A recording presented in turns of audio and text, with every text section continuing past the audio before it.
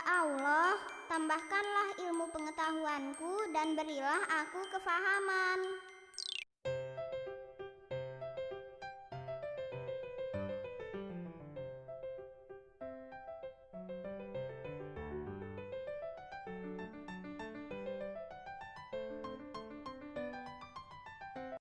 Yang pertama, tentang kemiskinan.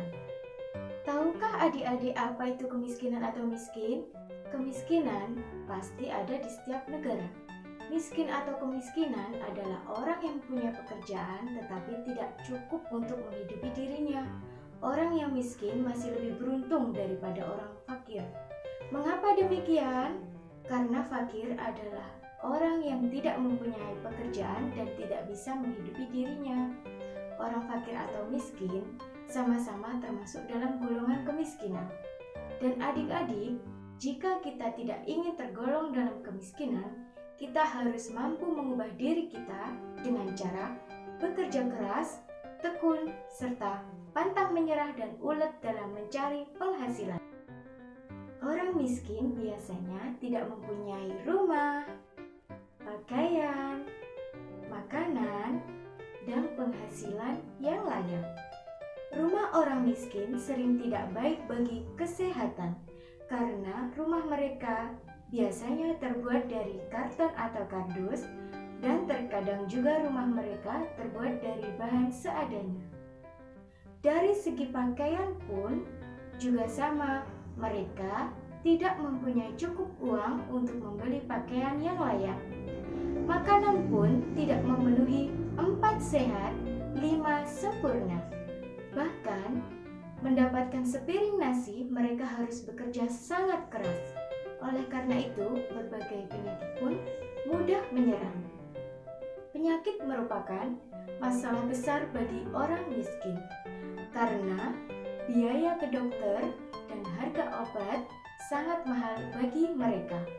Terkadang anak-anak dari keluarga miskin sering tidak bisa melanjutkan sekolah yang lebih tinggi. Dan hal ini sangat tidak baik bagi masa depan mereka. Tetapi jangan khawatir, saat ini pemerintah memberi bantuan dalam bentuk dana BOS, yaitu bantuan operasional sekolah. Dengan demikian, siswa yang tidak mampu dapat terus bersekolah. Catatan terpentingnya adalah jangan sampai jurang pemisah antara kaya dan miskin menjadi semakin melebar. Kita harus saling membantu dan tolong-menolong. Yang kedua, tentang kependudukan. Apa sih kependudukan itu? Indonesia terdiri atas beribu-ribu pulau yang membujur dari Sabang sampai Merauke. Terdiri atas penduduk yang banyak pula jika kita lihat hasil sensus dari penduduk pada tahun 2000. Jumlah penduduk Indonesia sudah mencapai 200 juta lebih. Itulah kependudukan. Jumlah penduduk yang sangat banyak akan menjadi beban bagi masyarakat dan negara jika tidak berkualitas. Jumlah penduduk yang banyak akan menimbulkan permasalahan. Masalah itu diantara lain lahan perumahan berkurang, juga lapangan pekerjaan yang tidak mencukupi, dan tingkat kesejahteraan pun berkurang. Jika kita lihat di kota-kota besar, masih sangat kekurangan lahan untuk perumahan, maka mereka mengatasinya dengan membangun rumah susun penduduk yang padat pada suatu lingkungan, juga akan mengurangi lahan tempat bermain adik-adik. Namun, bagi daerah yang kekurangan penduduk juga akan menderita. Pembangunan daerah tersebut tidak akan maju. Oleh karena itu, pemerintah menjalankan program transmigrasi yang bertujuan meratakan persebaran penduduk di seluruh wilayah Indonesia. Apa sih transmigrasi itu? Transmigrasi adalah perpindahan penduduk yang padat ke tempat yang kekurangan penduduk. Yang ketiga, kebodohan. Apa sih kebodohan itu? Kebodohan adalah keadaan dan situasi di saat kurangnya pengetahuan terhadap sesuatu informasi yang bersifat subjektif. Orang yang bodoh adalah orang yang tidak mau berusaha untuk mencari kebenaran atau menambah pengetahuan yang dimiliki. Berbeda dengan orang yang tidak tahu tentang suatu pengetahuan, tetapi dia berusaha untuk mencari tahu dan menambah ilmunya. Itu namanya bukan orang yang bodoh. Karena apa? Karena proses berpikirnya terus diasah dan tidak terpaku pada apa yang dia punya. Adik-adik, siapa di sini yang mau bodoh? Pasti tidak ada kan? Kita semua adalah orang-orang yang cerdas yang mau berusaha untuk mencapai apa yang kita inginkan. Apa yang kita miliki dengan terus mengasah otak untuk berpikir kritis dan kreatif untuk menciptakan sesuatu hal-hal yang baru. Tahukah kalian, untuk mengurangi dan menghilangkan kebodohan harus diawali dari diri sendiri. Orang yang mengaku masih bodoh harus rajin belajar. Dan belajar tidak harus di sekolah. Belajar bisa di mana saja. Di rumah, di taman, dimanapun. Misalkan, jika kalian berlibur bersama keluarga ke pantai, kalian di situ juga bisa belajar. Belajar apa? Belajar menghargai ciptaan Tuhan dan mensyukurinya. Dengan menikmati pemandangan yang ada di sekitar pantai. Belajar sejak dari kecil hingga ke liang lahat. Belajar ilmu dan keterampilan apapun bentuknya pasti bermanfaat bagi masa depan. Adik-adik pasti punya cita-cita semua kan? Kalau punya, berarti mulai sekarang jangan bermalas-malasan. Harus bersungguh-sungguh dalam mencari ilmu dan jangan lupa berdoa agar kita selalu diberikan kecerdasan oleh Allah Subhanahu wa taala dan dijauhkan dari sifat kebodohan. Yang keempat, masalah lingkungan hidup. Adik-adik tahu apa itu lingkungan hidup? Lingkungan hidup merupakan segala sesuatu yang ada di sekitar manusia. Di sekitar rumah, sekolah, taman, itu semua lingkungan hidup. Apa sih kebalikan dari lingkungan hidup? Kebalikan dari lingkungan hidup adalah lingkungan buatan. Nah, di sini kita akan membahas mengenai masalah lingkungan hidup. Lingkungan hidup dalam kaitannya dengan masalah sosial dapat dibedakan menjadi 3, yaitu 1. Lingkungan fisik, yang meliputi semua benda mati yang ada di sekitar manusia. Yang kedua, lingkungan biologis, segala sesuatu yang ada di sekeliling manusia yang berupa makhluk hidup, kecuali manusia, seperti binatang, tumbuhan. Ketiga, lingkungan sosial, terdiri atas manusia secara individu maupun kelompok. Lingkungan fisik, biologis maupun sosial, terdapat suatu bahan yang dapat merugikan ekosistem. Pencemaran dapat dibedakan menjadi pencemaran udara, air, tanah, dan budaya. Pencemaran lingkungan merupakan salah satu akibat dari pengelolaan lingkungan yang salah. Siapa di antara kalian yang mau lingkungan tercemar, bau, dan kotor?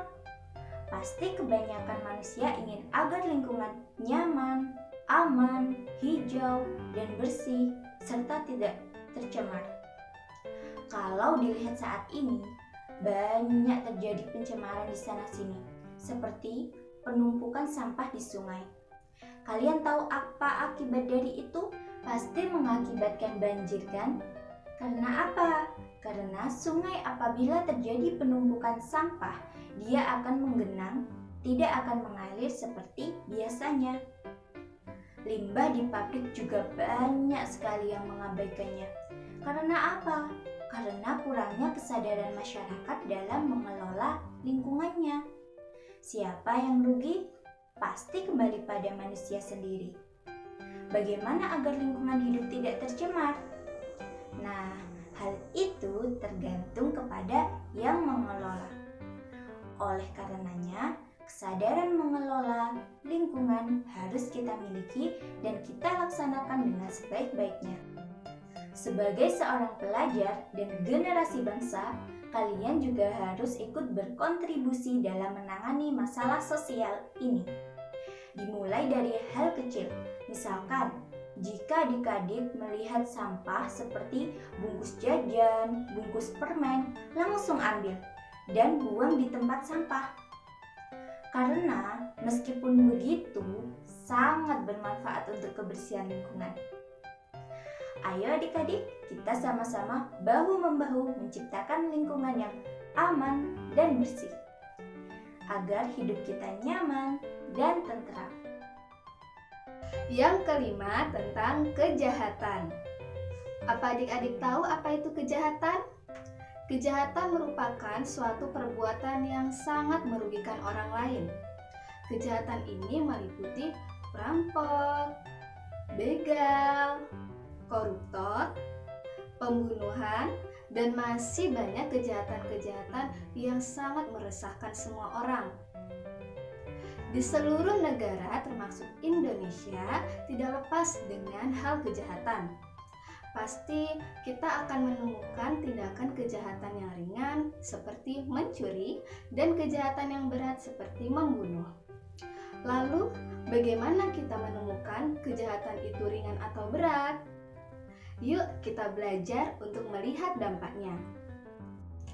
Jika kerugian yang ditimbulkan oleh korban itu tidak banyak, maka kejahatan itu bisa dibilang ringan, seperti mencuri sandal jepit. Karena korban tidak begitu merasa kehilangan dan bisa membeli yang baru. Dibandingkan dengan pembunuhan, kejahatan ini disebut kejahatan berat, karena nyawa yang telah hilang dan tidak bisa kembali lagi. Mengapa seseorang bisa berbuat jahat? Ada dua hal mengapa seseorang bisa berbuat kejahatan. Yang pertama, karena memang berniat jahat dan tidak peduli dengan perasaan orang lain. Mungkin tidak ada yang suka dengan orang itu atau ingin banyak uang dengan cara yang salah. Kedua, karena terpaksa. Mungkin saja karena lapar, tidak punya uang, sehingga tidak ada pilihan lain untuk berbuat kejahatan. Meskipun demikian, semua bentuk kejahatan pasti merugikan diri sendiri dan orang lain ya. Oleh karena itu, penjahat harus dilawan agar tidak berkembang.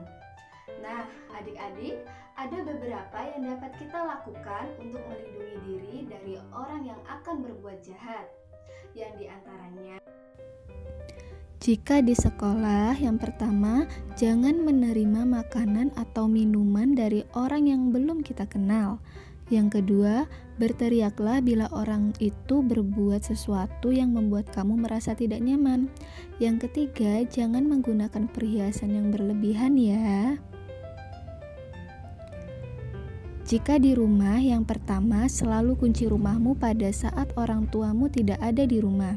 Yang kedua, jangan bukakan pintu pada orang yang tidak kamu kenal meskipun mereka mengakui teman ayah dan ibumu. Dan yang ketiga, ketahuilah tetanggamu yang dapat dimintai tolong pada saat darurat.